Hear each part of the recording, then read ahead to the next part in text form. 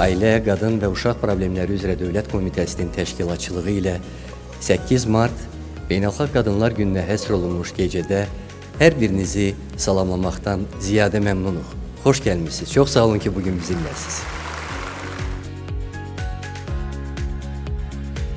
İcazə verin, ilk olaraq Azərbaycan Respublikasının Prezidenti, Zat Aliləri Cənab İlham Əliyevə, bugünkü bayram tədbirinin iştirakçılarına və onların timsalında bütün Azərbaycan qadınlarına ünvanladığı təbrik məktubuna, bizim hamımızı ruhlandıran xoş sözlərinə, səmimi arzularına görə sizin hər birinizin adından dərin təşəkkürümüzü bildirək.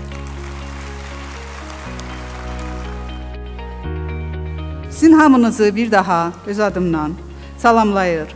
Dünyanın əksər ölkələrində qeyd edilməkdə olan bərabər inkişaf naminə çağırışla həm bu günümüz, həm də gələcəyimiz üçün bərabər məsuliyyətə səsləyən 8 mart Beynəlxalq Qadınlar Günü münasibəti ilə hər birinizi ürəkdən təbrik edim.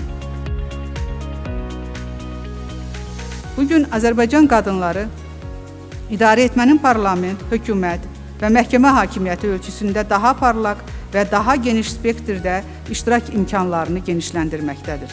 Vətəndaş cəmiyyəti qurumları, media orqanları, xüsusilə də siyasi partiyalarda qadınların daha həlledici səviyyələrdə təmsilçiliyi, onların cəmiyyət və dövlət həyatına hazırlığına əhəmiyyətli töhfələr verir, beynəlxalq səviyyədə iştirakına şərait yaradır.